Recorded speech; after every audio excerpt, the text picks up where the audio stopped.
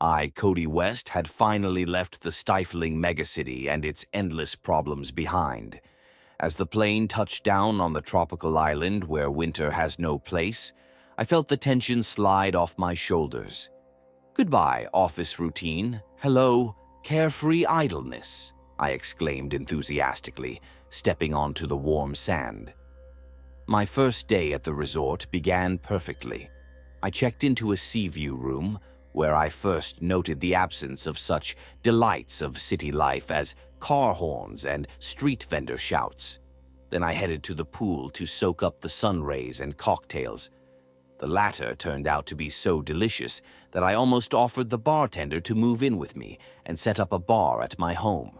In the evening, my peaceful rest was interrupted by an unexpected event. As I returned to my room, there was a group of frightened tourists whispering in the hallway outside a neighboring room. Their looks were filled with anxiety, and their faces bore an expression best described by the phrase, "That's a twist." "What happened?" I asked someone standing closer. "Emily Starr, the famous singer, has disappeared. She was supposed to perform tomorrow at our resort, but she can't be found anywhere," a man in a bright Hawaiian shirt responded. Being a former detective, I couldn't just stand by. My detective instincts fizzled like soda in a glass of lemonade, and I realized this vacation wouldn't be so carefree after all. "Well, Cody, time to switch on the brain," I thought, entering my room. Starting the investigation, I quickly learned that Emily wasn't just a singer, but also the owner of a collection of rare jewels, which she reportedly brought with her. "Wow, so we have jewels and a disappearance here, just like in an old detective movie," I muttered, stepping out of the room in search of clues. Each step led to new discoveries. Among the staff and vacationers, there were many who had seen Emily last. However, their stories diverged like rays from a spotlight. Some said they saw her arguing with someone at the bar.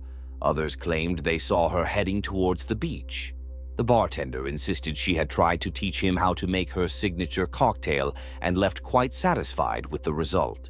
After a series of inconspicuous interrogations, I decided to spend the night gathering my thoughts by the pool under the starry sky. Everything was so quiet that you could hear the water whispering mysteries to the moonlight. Could this be a sign? I thought, delving into reflections on the case. The next morning, armed with a notebook and pen, I began to map out the connections. I had just marked the first few suspects when I was interrupted by a call from the reception. "Mr. West, you have an urgent message from the hotel director," the receptionist informed me in her melodious voice. It turned out that the hotel director, Mr. Jackson, had invited me to a private meeting. I wonder what he has in mind, I thought, ascending in the elevator to his luxurious office on the top floor. Mr. Jackson was a stern but fair man. He directly stated that he was concerned about the negative attention the hotel was getting due to the celebrity's disappearance and offered me all the necessary assistance in the investigation. "Mr. West, we need to find Emily before this scandal fully erupts.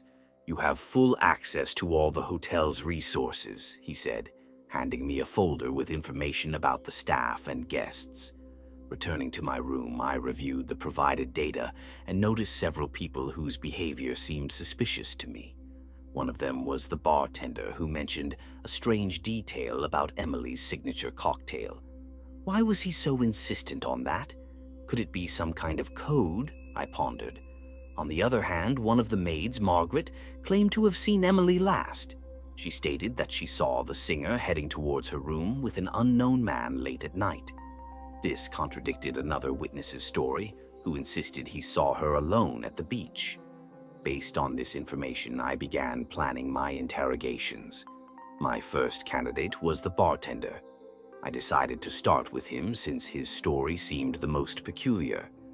Time to find out what this cocktail is all about and what he might be hiding behind his sweet facade, I thought, heading to the bar. Approaching the bar counter, I noticed the bartender anxiously watching the approaching guests. This was my chance to talk to him without drawing unnecessary attention. "Let's talk about that cocktail," I began, smiling through the tension, feeling every cell in my body prepare for the revelation of the first big secret of this case. Approaching the bar counter, I noticed how the bartender, Tom, froze as I drew near. A flicker of concern crossed his face, quickly replaced by his usual smile. "Hello, Tom," I began, leaning on the counter and casually surveying the bottles behind him. "It seems the last time we talked you mentioned a cocktail. What was it? Emily's Passion? Something like that?" Tom nodded, stretching his smile. "Ah, yes, Emily's Passion. It's her signature cocktail, very popular among the guests after her last visit." "Interesting," I drawled, pretending to study the cocktail menu. "Could you show me how it's made? I'd like to see what's so special about it." Tom hesitated for a moment, then sighed and got to work. "Well, let's start. We'll take some rum, fresh passion fruit juice, a slice of lime, and a bit of a secret ingredient." Watching his actions, I couldn't help but notice how his hands trembled when he reached for a small bottle of cloudy liquid. "And what's this secret ingredient?" I asked, trying to sound as innocent as possible. "Oh, this. It's just a special essence. Adds a bit of magic." Tom made a theatrical gesture, but his eyes betrayed his nervousness. "Magic, huh?" I chuckled. "I hope it's not the kind of magic that makes singers disappear." Tom froze, and I knew I had hit a nerve. "Listen, I don't know what you mean. I'm just a bartender," he said quickly, trying to deflect. "Tom, let's drop the pretenses. I need information about Emily's last night. What really happened?" I pressed, sensing the tension rising. The bartender sighed, lowering his head. All right. Emily was here that evening, yes. She was a bit tipsy and seemed troubled. She said someone was following her. I offered her this cocktail to calm down. And then, just like that, she disappeared. I didn't even notice how. Following her, do you know who it might have been? My gaze sharpened. I don't know, Mr. West. I just noticed that one of the guests was particularly interested in her. He sat in a dark corner, not moving from his table all night, watching her every move. Tom nodded toward a corner table. Excellent, Tom. Thanks for the information, I said, leaving him a generous tip. It looks like I have a new lead. Leaving the bar, I pondered the mysterious observer. Who was he, and what was his role in this affair? It was time to find out. Leaving the bar behind, I headed to the corner table Tom had pointed out. The spot seemed perfect for discreetly observing the entire bar. I examined the table for any left-behind items or notes, but aside from the usual set of tableware and a couple of cocktail ring stains, I found nothing suspicious. However, not content to stop there, I decided to review the bar's security camera footage, guessing that the corner table would have been captured on film. Approaching the hotel director, Mr. Jackson, I requested access to the recordings and explained their importance to the investigation. Mr. Jackson, although initially skeptical about the whole situation, agreed to help, understanding that the hotel's reputation was at stake. Here are the camera recordings for the past 2 days. I hope they help you find what you're looking for, he said, turning on the computer in his office. As I reviewed the footage, my attention was drawn to a figure of a man who seemed to have intentionally chosen the corner table. He was dressed in a dark blazer and a wide-brimmed hat, a style somewhat atypical for a tropical resort.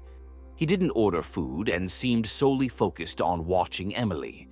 As she moved around the bar, his gaze never left her.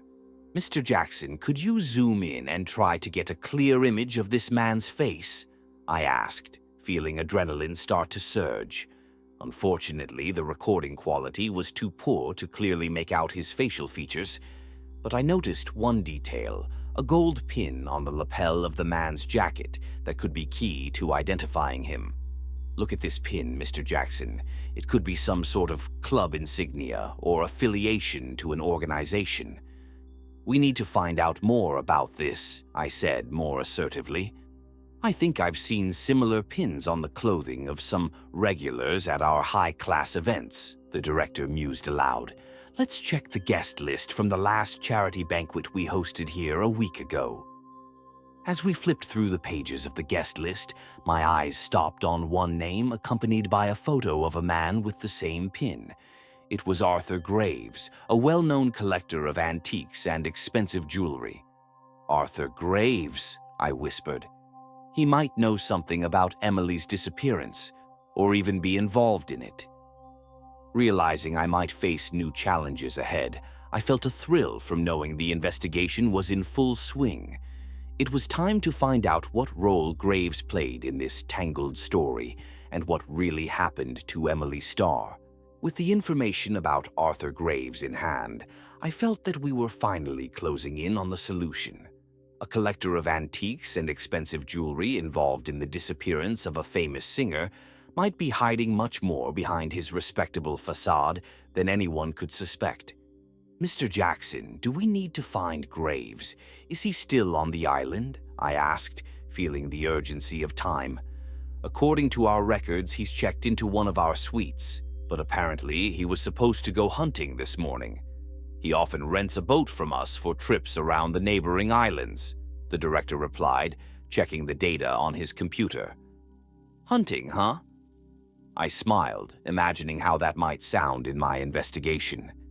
Maybe he's hunting for more than just animals. I need to talk to him. With determination in my heart and a hint of irony on my lips, I headed to the dock where the boats are usually rented. The drive to the dock took a little time, and I had a moment to think about all the peculiarities of this case. Coming to a tropical island for some peace, I now found myself entangled in a detective story that could be the basis for a thrilling novel. Upon arrival, I found that the boat Graves had rented had just returned. Arthur was standing at the dock, discussing something with the boat captain.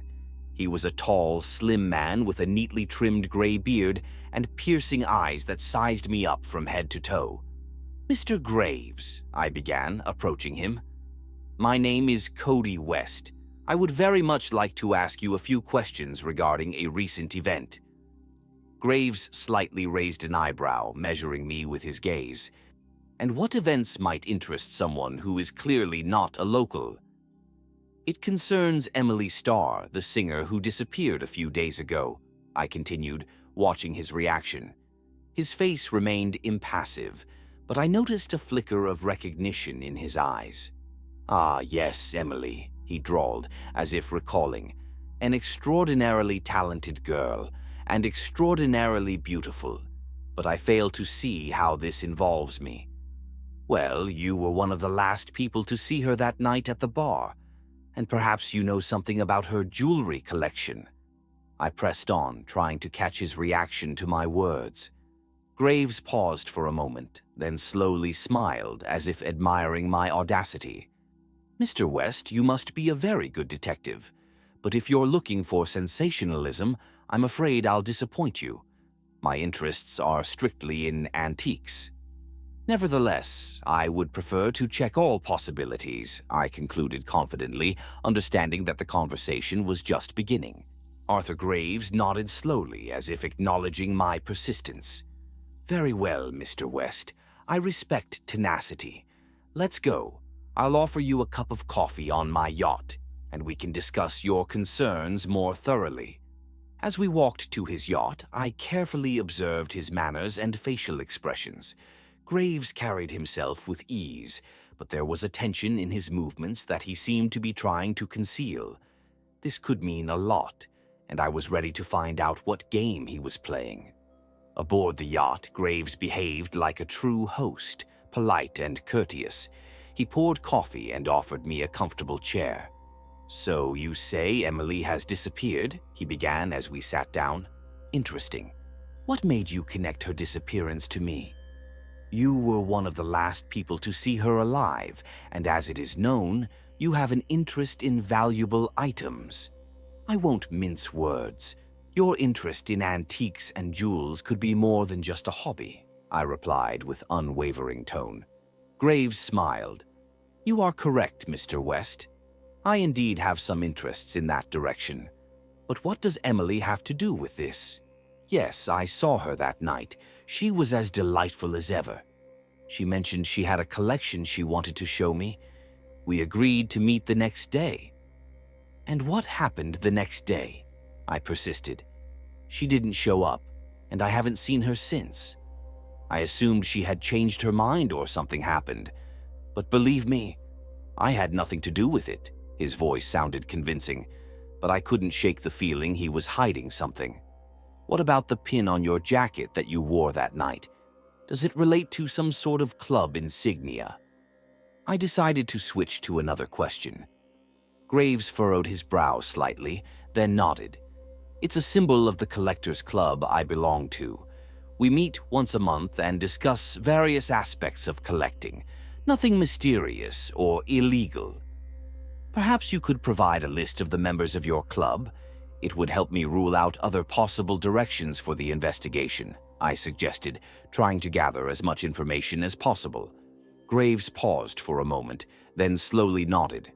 Very well, Mr. West. I will see what I can do. But I have one request. Please also clear my name from your list of suspects once you verify my innocence. That would be fair, I agreed, though deep down I knew this conversation had only added more questions to the already existing mysteries. Leaving the yacht, I knew I had gained important new information, but felt that the solution was still far off. Nevertheless, checking the list of club members was my next step. Perhaps it would lead me to a new key in this tangled case. After meeting with Arthur Graves on his yacht, I returned to the hotel with a new resolve. I needed to delve into the collectors' club he was part of. It could be the key to uncovering not only Emily's whereabouts, but also the possible reason for her disappearance. The next morning, I received an email from Graves with an attached file. It was the list of club members. The list included names, contact information, and brief notes on each member's interests. Analyzing the information, I noticed that several club members were also present at the resort during Emily's disappearance. This was too much of a coincidence to ignore. Deciding to take action, I began to schedule meetings with these individuals. First on my list was Marcus Levin, a well-known collector of vintage watches who, according to records, was at the same party as Emily. We met at the hotel cafe, and I immediately noticed his attention to detail. His watch, cufflinks, even his glasses were clearly antique. Mr. Levin, thank you for agreeing to meet with me. I would like to discuss your stay at the resort during the disappearance of Emily Starr, I began. Marcus nodded, his gaze remaining attentive. Yes, a terrible story, but I'm not sure how I can help. I saw her that evening, but only from a distance. Perhaps you noticed someone from your club in her company, or someone who showed a special interest in her, I continued. Marcus thought for a moment, then slowly replied, Now that you mention it, there was one man who seemed very interested in Emily. I don't know his name, but he was dressed unusually for the weather, in a heavy black coat, despite the heat. Description fits one of the guests, I thought to myself, noting down his words. Can you describe him more detailedly? It could be important. Of course, Marcus strained slightly, trying to remember. He was tall, with piercing eyes, and I believe he had an unusual brooch on his coat, a shape of an eagle. Thank you, Marcus, I said, concluding our meeting. This information added a new line to my investigation. Now I needed to find out who this man was and how he was connected to Emily's disappearance. With new information about the mysterious man in the black coat, I decided to conduct additional investigation. I started by reviewing the hotel's security camera footage to identify anyone matching Marcus's description. After several hours of meticulous analysis, I captured several instances of a man in a black coat passing by the cameras. Keeping his movements discreet and secretive, he indeed seemed like someone who was watching Emily. The next step was to ascertain his identity. I asked Mr. Jackson for assistance to access the hotel registration data. Perhaps if this person was staying here, I could find his name among the registration cards. "Here is the list of everyone who checked into the hotel last week." Mr. Jackson handed me the list, and I began to study it. Flipping through the pages, I stopped at a name that seemed suspicious: Edgar Wolf. According to the registration, he had arrived at the hotel a day before Emily and was scheduled to leave the day after her disappearance. This combination of dates struck me as odd. I asked Mr. Jackson to show me the surveillance footage related to Edgar Wolf's entries and exits. Reviewing the footage, I saw Edgar, dressed in a black coat, entering and leaving the hotel on those days. In one of the videos, he even appeared to be talking on the phone, clearly upset or agitated about something. Clearly, I needed to dig deeper into this character. I decided to check if Edgar had left any traces in his room. Mr. Jackson, with some hesitation, agreed to provide me with the key to the room that Edgar had occupied. Entering the room, I carefully inspected it. At first, nothing seemed unusual, but a thorough search led me to discover a hidden compartment in one of the closets. Inside, I found several intriguing items: an old map of the island with marked points, photographs of Emily at various events, and a notebook with entries. The entries in the notebook appeared coded or written in some personal cipher. However, one page stood out. It had the name Emily, the date of her last known day at the resort, and the word treasure. This made me wonder, was Emily involved in some dangerous treasure hunt or quest? Deciding that this information could be crucial, I photographed all the found items and notes for further analysis. I understood that I now needed to figure out what exactly Emily was looking for and how it related to her disappearance. With each new discovery, the case became more complex and mysterious. After leaving Edgar Wolf's room, I returned to my own to immerse myself in analyzing the collected data. Spreading out the photographs and the map in front of me, I began connecting the dots on the map with the locations where Emily's photographs were taken. Soon, I noticed that all the points formed a route that Emily might have planned to follow. Turning to the notebook with the encoded entries, I tried to find any system or key to the cipher. However, without additional knowledge about Emily's personal interests or life, it was difficult to understand exactly how the cipher was composed. "Mr. Jackson," I called the hotel director, "I need your help with something important. Could you arrange for me to meet someone who knew Emily well? I need more information about her to continue the investigation." "Of course, Mr. West," Mr. Jackson replied. "I think I can connect you with her agent who was with her at the resort. He probably knows her better than anyone." After a brief exchange of information, Mr. Jackson arranged the meeting. I met with Emily's agent, George Harper, at the hotel cafe the next day. "Mr. Harper," I began, "I am investigating your client's disappearance, Emily. I found clues that might help us understand what happened, but I need to know more about her." "Emily was a special person," George started, his eyes clouding over. "She was always seeking adventures and loved solving various mysteries. In fact, she came here not just to relax. She had a purpose, to find something." "Find something? Can you elaborate?" I pressed. "Emily was interested in legends about treasures, sunken ships, and forgotten places. She became obsessed with a story about an ancient treasure rumored to be hidden somewhere on these islands. She found an old map she believed was the key to unlocking it," George continued. "That map, it's now with me, but I need the key to decipher her notes. Do you know what it might be?" I asked, hoping for a breakthrough. "Emily loved puzzles. She often used quotes from her favorite books or songs as keys to her ciphers," George shared. Armed with this new information, I returned to Emily's notebook, this time examining each entry through the lens of literature and music that might have inspired her. Page by page, I began to uncover hidden messages that I hoped would lead me to the resolution of her last adventure, and perhaps to Emily herself. Well, it seems my detective skills turned out to be useful, not just in finding lost wallets in airport lounges. With each step of deciphering Emily's records, my excitement grew.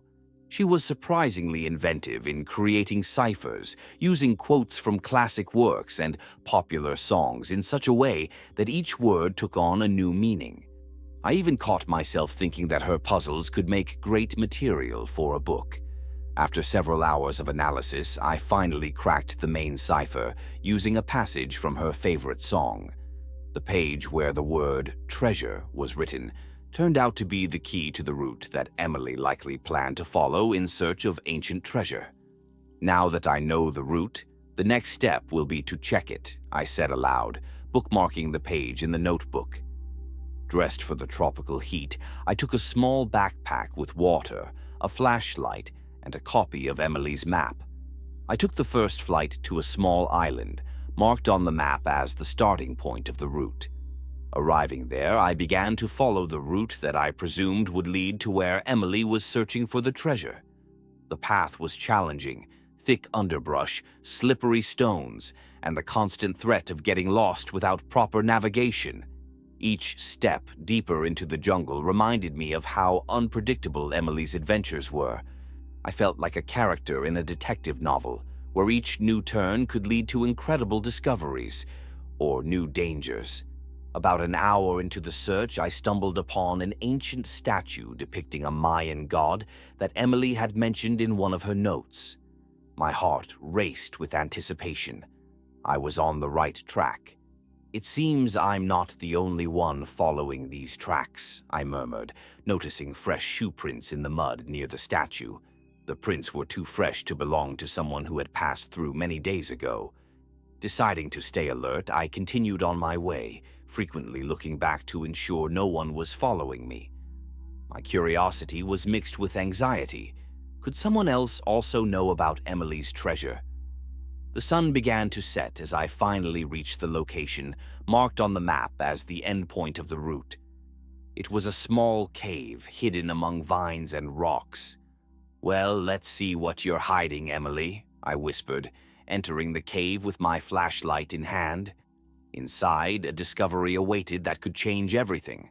Illuminating the path with my flashlight, I cautiously stepped into the cave. The walls inside were covered with strange symbols and drawings that seemed to tell the story of ancient times and forgotten civilizations.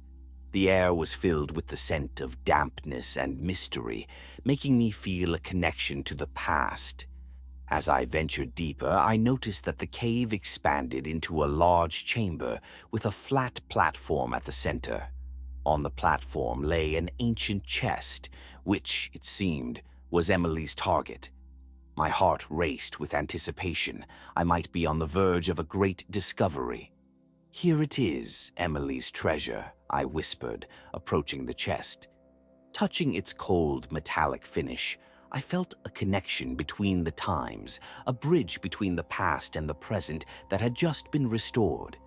Carefully lifting the lid, I discovered not gold or jewels, as one might expect, but a stack of ancient documents and maps, neatly folded and preserved from time. Among them was the very map that likely led Emily here.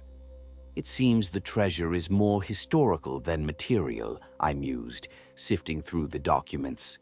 Some were written in a language that was difficult to identify, adding to the mystery. Deciding that I needed to examine the find more closely, I gathered all the documents and maps for further analysis. But as I was about to leave the cave, I suddenly heard the sound of footsteps. Someone was approaching. "Who's there?" I asked, directing the flashlight toward the entrance. A figure slowly emerged from the darkness, and my excitement turned to caution. "Good evening, Mr. West," said the familiar voice of Edgar Wolfe. He stood at the entrance, dressed in his usual black coat. "Did you find what you were looking for?" "Edgar, what are you doing here? Were you following me?" "Not exactly," he smiled, stepping into the cave. "I was following the treasure, and you found it, didn't you?" "I found something that might not be considered treasure in your sense. These are ancient documents, possibly very important." "Interesting." Edgar approached and peered into the chest. "You know, Mr. West, Everyone sees in treasure what they want to see. For some, it's gold. For others, it's history. And for others, perhaps it's just another puzzle to solve. "And what will you do now?" I asked, feeling the tension rising. "I think we could collaborate," Edgar suggested. "You have the key to these documents, and I have the resources to study them. We could solve this mystery together." I paused for a moment. Edgar's offer was an unexpected turn that could indeed unlock the significance of the found documents. However, collaborating with him required careful consideration. "I will think about your offer, Edgar," I replied, gathering the documents. "But for now, I need to go back and study everything thoroughly." With those words, I left the cave, leaving Edgar to ponder his plans. Although there were unanswered questions, one thing was clear. The adventure was just beginning. Upon returning to the hotel, I dedicated the entire evening and much of the night to studying the documents found in the cave. With each page, it became increasingly clear that I was not merely holding ancient papers, but a key to the forgotten history of the island, linked to ancient civilizations and possibly priceless treasures. Between the lines of the ancient text, I discovered mentions of a legendary artifact purported to have power over the elements. The artifact's name was erased by time, but descriptions of its capabilities made me ponder Emily's motives. Was she seeking this artifact? The next morning, Edgar Wolf arrived in my room uninvited. His sudden appearance didn't surprise me, considering his offer of collaboration the previous evening. "Have you made your decision?" he asked, practically as soon as he entered.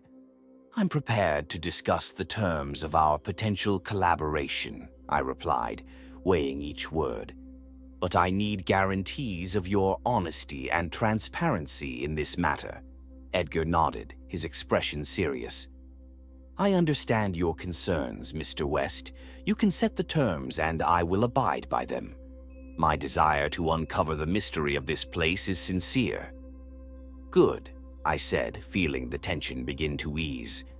"Let's start with full access to your resources for researching these documents, and I need an expert in ancient languages who could help us decipher the texts." "It will be arranged," Edgar promised. "I have contacts at the university who might be suitable." Our next few days were dedicated to preparation. We transcribed texts, classified maps, and tried to connect historical data with the legends mentioned in the documents. Dr. Liliana Reyes, an expert in ancient languages, joined us and made significant contributions to our research. "These symbols are very old, and they seem to be part of a lost Maya dialect," she explained, meticulously examining lines of text. "Some of these formulations suggest that the artifact discussed is not merely an object, but a sort of key to ancient knowledge or a portal." "A portal?" I asked, puzzled. "Yes, many ancient texts mention portals as pathways between worlds or dimensions. It might be metaphorical, or perhaps not," Liliana smiled. "It seems our adventure is becoming increasingly exciting," Edgar joined in the conversation. "Mr. West, are you ready to go all the way to unravel this mystery?" "To the very end," I confidently replied, feeling the adrenaline surge through my veins once again. We were on the brink of something great, and I was ready to find out where this road would lead us. As our research progressed, the atmosphere among the team became increasingly tense, yet exhilarating. Dr. Reyes continued to decipher the ancient texts, each time marveling at their complexity and wisdom. Edgar seemed like a cat that had spotted cream, barely containing his excitement. "Look here," Dr. Reyes exclaimed one morning, pointing to one of the deciphered fragments.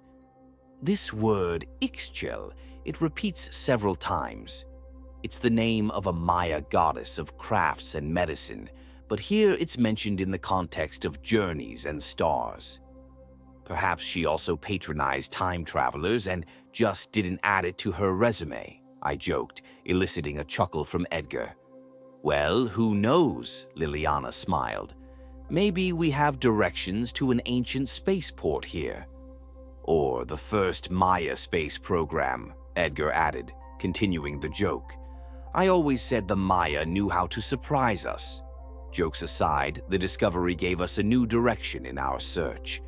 Deciding it was time to return to the field, we organized an expedition back to the cave to look for possible traces of the paths of Ixchel mentioned in the texts. This time we were better prepared. We brought all the necessary tools for excavation and research. Arriving at the site, we began to examine the cave more thoroughly, hoping to find something that had eluded our eyes last time. Well, ready to find your magical door to Narnia, I quipped as we entered the cave. I'd prefer a door to an air-conditioned office, to be honest, Edgar replied, wiping sweat from his forehead. Work was in full swing when Liliana suddenly called us over to one of the walls, covered in drawings. Look, here. These symbols on the wall, they're not just decor. They're part of a large calendar or map. Maybe a star map. We approached to take a closer look. The drawings indeed resembled a map, and if it was a star map, it could point us in the direction of something significant. Maybe it's directions for a direct flight to Pluto, I suggested, to which Edgar chuckled again. Or at least to the nearest store with cold drinks, Liliana chimed in, continuing to study the drawings. We spent the rest of the day trying to decipher the star maps, and each moment brought us closer to unraveling this ancient mystery hidden deep within the Maya cave.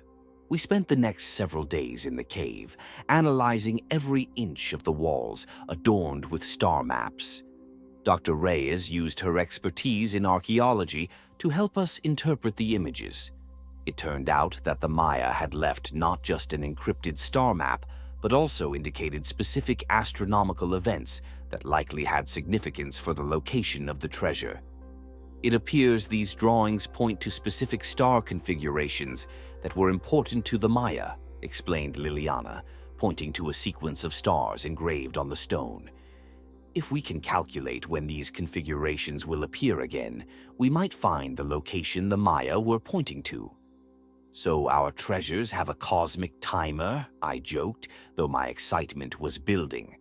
The possibility of uncovering a mystery hidden for millennia seemed increasingly real. Yes, and it's not just treasures.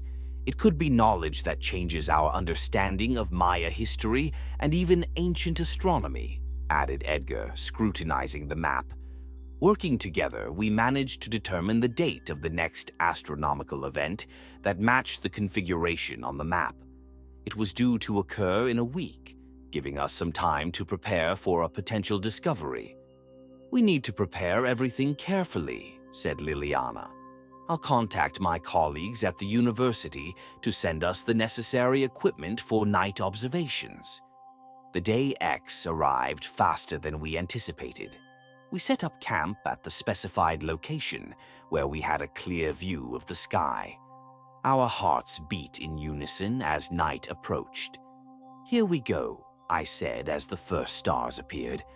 Let's see if the ancient Maya were right. The night was clear and the stars slowly aligned into the described configuration.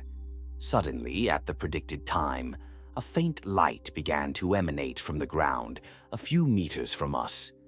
Do you see that? Whispered Liliana, her eyes widening in surprise. Incredible!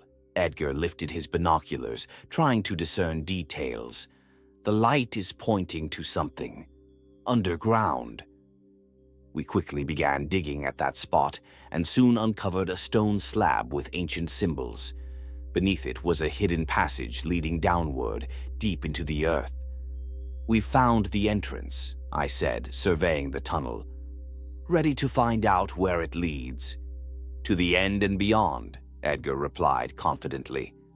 We illuminated the tunnel with flashlights and began our descent. The deeper we went, the stronger the ancient breath of history felt in the air. At the end of the tunnel, a hall full of artifacts and ancient manuscripts awaited us, a true library of forgotten knowledge. Here it is, the true treasure of the Maya, Edgar said, looking at me with a smile. Yes, And this is just the beginning, I replied, sensing that new discoveries and adventures lay ahead. And then I realized that each puzzle, each step on this journey was not just leading me to treasures. They were teaching me to cherish every moment of the search, every instant of discovery.